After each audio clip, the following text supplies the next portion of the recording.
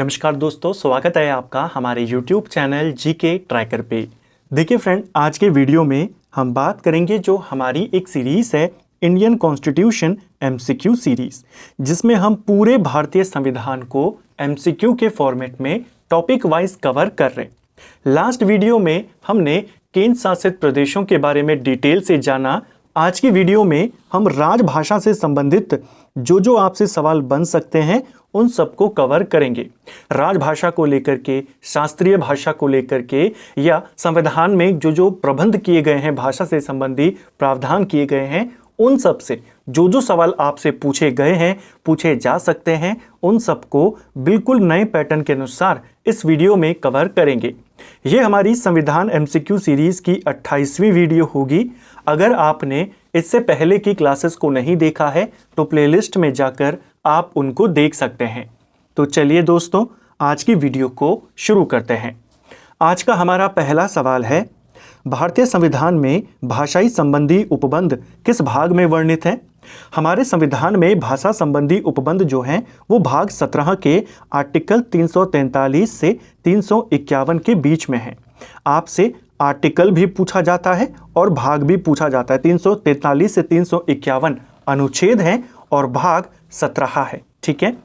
अगला, राजभाषा शब्द का शाब्दिक अर्थ क्या होता है? राजभाषा शब्द का शाब्दिक अर्थ होता है राजकाज की भाषा, यानी जिस भाषा में आधिकारिक कार्य किए जा रहे हों, जो हमारी ऑफिशियल लैंग्वेज हो, सरकारी कामकाज की भाषा हो, उसको कहते हैं राजभाषा। जैसे हमारी राजभाषा क्या है? हिंदी। जो पूरे देश की भाषा हो उसे कहते हैं राष्ट्रभाषा। भारत में किसी भी भाषा को राष्ट्रभाषा का दर्जा प्राप्त नहीं है।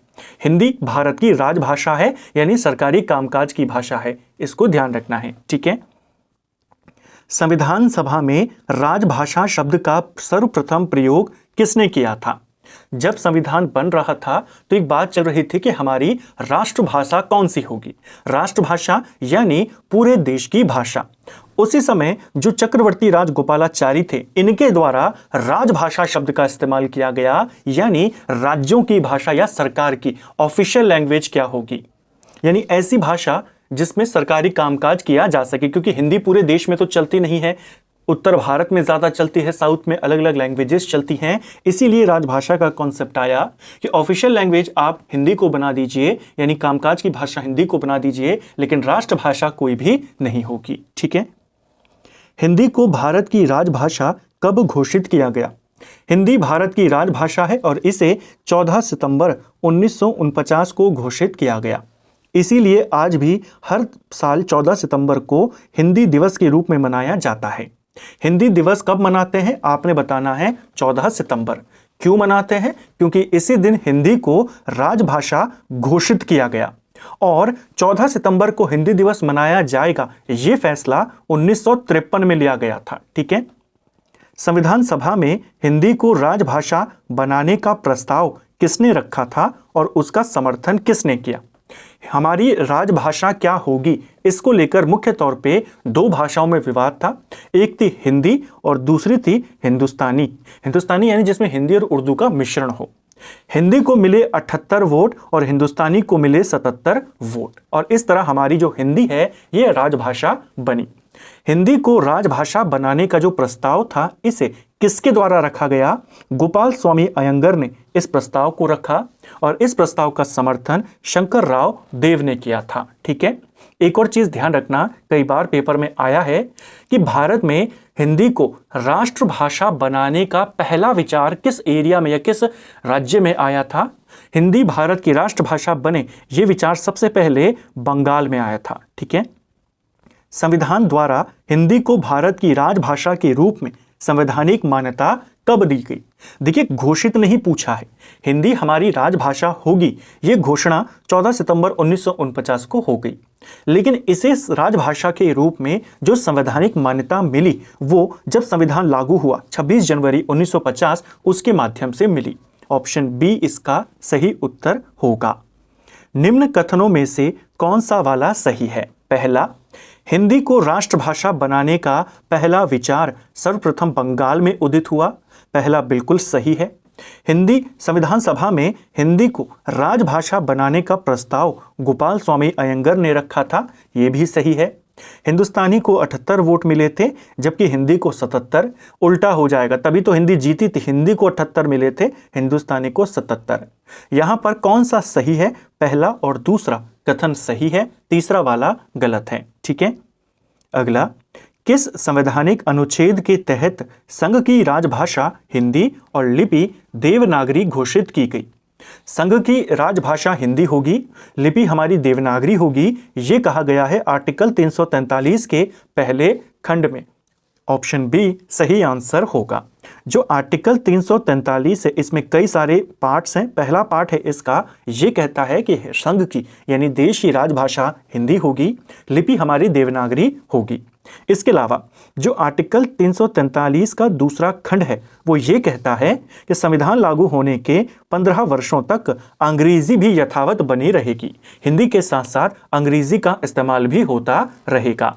इसके बाद 343 का जो तीसरा खंड है वो ये कहता है कि अंग्रेजी जो है यानी इंग्लिश जो है वो आगे भी बनी रहेगी, न केवल 15 साल बल्कि आगे भी वो बनी रहेगी। ठीक है, इसे बाद में जोड़ा गया था। ठीक है, अगला, मुंशी अयंगर फॉर्मूला क्या था? देखिए, मुंशी अयंगर फॉर्मूला गोपाल स्वामी अयंगर और जो के.एम. मुंशी थे इनके द्वारा एक फॉर्मूला दिया गया, हिंदी राजभाषा हमारी बनेगी और हिंदी के साथ साथ 15 वर्षों तक अंग्रेजी बनी रहेगी, क्योंकि लगभग 200 सालों तक अंग्रेजों ने शासन किया था। पूरे जो ऑफिशियल काम होते थे वो इंग्लिश में होते थे। अचानक से इंग्लिश को बंद करने से कई सारी जो समस्याएं थी वो सामने आ सकती थी। तो एक फॉर्मूला यहां पर दिया गया, मुंशी अयंगर फॉर्मूला इसको कहा गया कि हिंदी को राजभाषा घोषित कर दी जाए, 15 सालों तक इंग्लिश को भी बनाया रखा जाए। हालांकि बाद में ये जो 15 साल वाली लिमिट थी इसे अनिश्चित काल कर दिया गया। ठीक है, इसी को फॉर्मूले को कहते हैं मुंशी अयंगर फॉर्मूला। राजभाषा आयोग का गठन कब हुआ था? हमने ऊपर एक चीज देखी कि आर्टिकल 343 से 351 तक आपके भाषा से संबंधी है। 343 वाले को तो हमने समझ लिया। उसके बाद आपका आता है 344। आर्टिकल 344 में यह बात कही गई है कि राष्ट्रपति राजभाषा आयोग या राजभाषा समितियों का गठन करेगा। इसी आर्टिकल 344 के तहत राष्ट्रपति ने 7 जून 1955 को राजभाषा आयोग का गठन किया था। ऑप्शन ए इसका सही आंसर होगा। इस आयोग के जो अध्यक्ष थे वो बी.जी. खेर थे, बाल गंगाधर खेर। इसने अपना जो प्रतिवेदन, अपनी जो रिपोर्ट इसने सबमिट करी वह 1957 में आती है। ठीक है, अगला, संसदीय राजभाषा समिति के अध्यक्ष कौन थे? ये जो राजभाषा आयोग बना था इसने अपनी रिपोर्ट 1957 में दे दी। बाद में इसकी सिफारिशों की समीक्षा करने के लिए एक संसदीय राजभाषा समिति बनाई गई। इस समिति का अध्यक्ष गोविंद बल्लभ पंत बने थे। ऑप्शन बी सही उत्तर हो जाएगा। ये राजभाषा समिति 1957 में ही बनी थी और इसने अपनी रिपोर्ट 1959 यानी 1959 में दी थी। गोविंद बल्लभ पंत जीबी पंत इसके अध्यक्ष थे। ठीक है, अगला, प्रादेशिक भाषाओं से संबंधित संवैधानिक उपबंधों के संदर्भ में निम्न कथनों का परीक्षण करें। इनमें से कौन सा वाला गलत है वो आपने बताना है। पहला, अनुच्छेद 345 के तहत राज्य का विधानमंडल राज्य में प्रयोग होने वाली भाषाओं में से किसी एक या अधिक भाषाओं का या हिंदी का चुनाव कर सकता है। आर्टिकल जो 345 है वो राज्यों को अपनी राजभाषा चुनने का अधिकार देता है। 345 कहता है कि राज्य में जो जो भाषाएं बोली जाती हैं राज्य या तो उनमें से एक चुन ले या एक से ज्यादा चुन ले या फिर हिंदी को चुन ले। जैसे उत्तराखंड है, उत्तराखंड ने हिंदी को भी चुना है और दूसरी भाषा के रूप में संस्कृत को भी चुना है। तो ये हमने किसके तहत किया? आर्टिकल 345 जो राज्यों को अपने यहां पर राजभाषा चुनने का अधिकार देता है। ठीक है, अनुच्छेद 346 के तहत 2 या 2 से अधिक राज्य करार करके हिंदी को अपने बीच पत्राधि की राजभाषा के रूप में प्रयोग कर सकते हैं। आर्टिकल 346 जो है वो इस बारे में है कि 2 राज्य जब आपस में वार्तालाप करेंगे या 2 राज्यों के बीच जब कम्युनिकेशन होगा वो किस भाषा में होगा। तो 346 कहता है कि वो आपसी सहमति से कोई एक निश्चित भाषा को वहां पे फिक्स कर सकते हैं या फिर हिंदी का चयन वो कर सकते हैं। ठीक है, ये भी सही है। तीसरा, अनुच्छेद 347 भाषाई अल्पसंख्यकों के भाषाई हितों की सुरक्षा प्रदान करने के लिए राष्ट्रपति को विशेष उपबंध करने का निर्देश देता है। क्या ये सही है? आर्टिकल 347 किसी राज्य की जनसंख्या का एक जो छोटा समूह है उनके द्वारा बोले जाने वाली अगर कोई भाषा है या उनकी लोकल कोई बोली है, उसके संरक्षण से संबंधी अधिकार राष्ट्रपति को देता है। तो ये भी सही है आपका। आपको पूछा है इनमें से कौन सा गलत है? कोई भी नहीं, ऑप्शन डी। अगला, किसी राज्य की जनसंख्या के एक समूह द्वारा बोले जाने वाली भाषा से संबंधित विशेष उपबंध किस अनुच्छेद में है जिसका उद्देश्य भाषाई अल्पसंख्यकों के हितों की सुरक्षा करना है? अभी हमने देखा था 347, ठीक है। अनुच्छेद 348 का पहला खंड के अनुसार उच्चतम न्यायालय की कार्यवाही की भाषा क्या होगी? सुप्रीम कोर्ट में किस भाषा का इस्तेमाल किया जाता है? सुप्रीम कोर्ट में इंग्लिश का इस्तेमाल किया जाता है। ये किस में बताया गया है? 348 में। 348 का जो पहला खंड है, अंग्रेजी यहां पर होती है। ऑप्शन बी सही उत्तर होगा। इसमें बेसिकली इस बात को कहा गया है कि जब तक संसद विधि ना बना दे, कानून ना बना दे, तब तक सुप्रीम कोर्ट, हाई कोर्ट की जो भी कार्यवाही होगी वो इंग्लिश में ही होगी, ठीक है। अगला, अनुच्छेद 349 का उद्देश्य क्या है? आर्टिकल 349 भाषा से संबंधित कुछ नियम अधिनियमित करने की विशेष प्रक्रिया से संबंधित है। यानी भाषा से संबंधित अगर आप कुछ नियम बनाते हैं तो उसके लिए एक विशेष प्रोसेस होगी जो आर्टिकल 349 में बताई गई है। भाषा विधियों के लिए विशेष प्रक्रिया किसमें है? 349 में। भारत की सरकारी भाषा संबंधी प्रावधान का संशोधन हो सकता है। अगर भारत सरकार या संसद हमारी भाषा से संबंधी कोई संशोधन करना चाहती है या भाषाओं में जो अनुच्छेद है इनमें कोई संशोधन करती है तो उसे 2/3 कम से कम 2/3 बहुमत की आवश्यकता होगी। Option B. संविधान के किस अनुच्छेद में यह व्यवस्था की गई है कि प्रत्येक राज्य शिक्षा के प्राथमिक स्तर पर मातृभाषा में शिक्षा के पर्याप्त सुविधाओं की व्यवस्था करने का प्रयास करेगा? जो शिक्षा का प्राथमिक स्तर होता है यानी जो शुरुआती शिक्षा होती है वो मातृभाषा में देने का प्रयास किया जाएगा राज्य के द्वारा। ये बात किस आर्टिकल में कही गई है? 350 के क खंड में कही गई है। शुरुआती दौर में जब बच्चा स्कूल जाना शुरू करता है तो उसके लिए जो सबसे उपयुक्त भाषा होती है वो वही होती है जो वो अपने घर में सुनता आ रहा है, यानी उसकी अपनी मातृभाषा। तो 350 का पहला खंड यानी जो क खंड है वो ये कहता है कि प्राथमिक शिक्षा मातृभाषा में ही होनी चाहिए। इसको ध्यान रखना, ठीक है। संविधान के अनुच्छेद 350 से संबंधित निम्न में से कौन से कथन सही हैं? अब देखिए 350 वाला जो आर्टिकल है हमारा, ये थोड़ा सा बड़ा आर्टिकल है। 350 में कहा गया है कि शिकायत निवारण के लिए जो भाषा होगी उसके बारे में बताया गया है। 350 का जो क वाला खंड है वो प्राथमिक स्तर पर मातृभाषा में शिक्षा की बात करता है और 350 का जो ख वाला खंड है ये आपका भाषाई अल्पसंख्यकों के लिए एक विशेष पद अधिकारी की नियुक्ति की बात करता है जिसे राष्ट्रपति नियुक्त करेगा, ठीक है। अब चलिए कथनों को देखते हैं। पहला, 350 का भाषाई अल्पसंख्यकों के लिए एक विशेष अधिकारी की नियुक्ति, ये 350 के ख में है, ठीक है। तो पहला गलत है। 350 का ख प्राथमिक स्तर पर मातृभाषा में शिक्षण की सुविधाएं, ये भी गलत है, ये वाला क में है। तो दोनों आपके गलत हैं। पूछा है सही कौन सा है? ना तो 1 ना ही 2। अनुच्छेद 1 यहाँ पर सूची को आपने सूची 2 से मिलाना है। अब हमने 343 से 350 तक सारे आर्टिकल्स को देख लिया। एक आर्टिकल आपका बचता है 351। 351 में बेसिकली हिंदी के विकास के लिए निर्देश दिए गए हैं, यानी चौथे का हो जाएगा 1। 346 में क्या है? अभी हमने ऊपर देखा था 2 राज्यों के बीच पत्राधिकारी की या पत्राचार की भाषा, पहले का हो जाएगा 3। 350 के ख में क्या है? भाषाई अल्पसंख्यकों के लिए विशेष पदाधिकारी, यानी दूसरे का हो जाएगा 4। 350 के ख में क्या है? प्राथमिक स्तर पर मातृभाषा में शिक्षण, यानी कि 2। 3 4 2 1 हमारा सही आंसर है। 3 4 2 1 यहां पर है, ठीक है। अगला, भारतीय संविधान के किस अनुच्छेद में संसद में प्रयोग की जाने वाली भाषा का उल्लेख है और किस अनुच्छेद में विधानमंडल में प्रयोग की जाने वाली भाषा का उल्लेख है? देखिए संसद में कौन सी भाषा चलेगी इसका उल्लेख आर्टिकल 120 में है और विधानसभा में कौन सी भाषा होगी इसका उल्लेख आर्टिकल 210 में है। तो 120 और 210 ये रहा, ठीक है। संविधान की 8वीं अनुसूची में मूल रूप से कितनी भाषाएं थीं?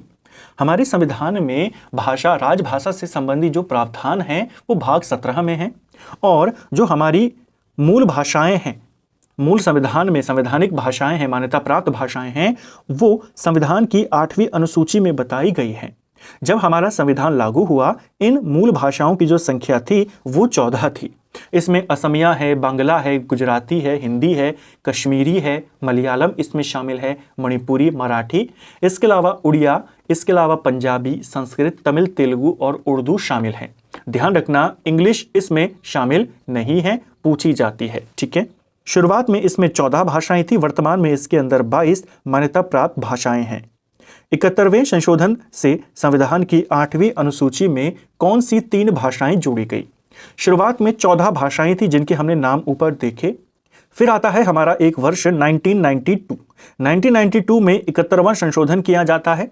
इसके माध्यम से 3 भाषाओं को, कोंकणी को, मणिपुरी को और नेपाली को संविधान में जोड़ दिया जाता है। ठीक है, इस संशोधन से पहले 1967 में 21वां संशोधन किया जाता है जिसके माध्यम से सिंधी को जोड़ा जाता है। 67 में सिंधी को जोड़ने के बाद भाषाओं की संख्या 15 हो जाती है। फिर 71वें संशोधन के द्वारा 1992 में इन 3 भाषाओं को जोड़ा जाता है तो संख्या 18 हो जाती है। और फिर 2003 में 92वां संविधान संशोधन होता है जिसके माध्यम से संथाली, मैथिली, बोडो, डोंगरी इनको जोड़ते हैं और ये संख्या हो जाती है हमारी 22। वर्तमान में संख्या ये है, मूल संविधान में ये थी। ठीक है, 8वीं अनुसूची और संविधान संशोधनों के संबंध में कौन सा जोड़ा सही सुमेलित है? 21वां संशोधन 1967 सिंधी जुड़ी थी, सही है। 71वां संशोधन 1992 कोंकणी, मणिपुरी, नेपाली जुड़ी थी, सही है। 92वां संशोधन 2003 में संथाली, मैथिली, बोडो, डोंगरी जुड़ी थी, ये भी सही है। ये 15वीं भाषा, ये 16वीं, 17वीं, 18वीं, 19, 20, 21 और ये 22। तो यहाँ पे आपके तीनों के तीनों युग्म बिल्कुल सही हैं। अगला, भारतीय संविधान की 8वीं अनुसूची में कौन सी भाषा 2003 में जोड़ी गई? 2003 में 4 भाषाओं को जोड़ा गया था जिसमें संथाली शामिल थी, इसके अलावा मैथिली शामिल थी, बोडो और डोंगरी, कोंकणी, मणिपुरी इनको जोड़ा गया था 1992 में जो 71वां संशोधन था और सिंधी को 1967 में 21वें संशोधन के द्वारा। ठीक है, अगला, शास्त्रीय भाषाओं से संबंधित निम्न कथनों पर ध्यान दीजिए और सही उत्तर चुनें। अब देखिए, आपने बताना है, 4 कथन दिए हैं, इनमें से कौन सा सही नहीं है वो बताना है। पहला, भारत की 11 भाषाओं को शास्त्रीय भाषा का दर्जा प्रदान किया गया है। पहला बिल्कुल सही है। शुरुआत में 6 ही भाषाओं को मान्यता मिली हुई थी, 2014 तक 6 ही भाषाएं थीं, लेकिन अभी पिछले वर्ष 2024 में 5 और भाषाओं को शास्त्रीय भाषा का दर्जा दिया गया जिसमें असमी, बंगाली, मराठी, पाली और प्राकृत शामिल थी। अब संख्या है 11, पहला बिल्कुल सही है। किसी भाषा को शास्त्रीय भाषा का दर्जा देने हेतु उसका 1500 से 2000 वर्ष पुराना लिखित इतिहास या लिखित ग्रंथ होना आवश्यक है, बिल्कुल सही है। देखिए, शास्त्रीय भाषा किस भाषा को दर्जा मिल सकता है उसके लिए कुछ क्राइटेरिया है, मानदंड है। पहला मानदंड यह है कि 1500 से 2000 साल पुराना उसका इतिहास होना चाहिए।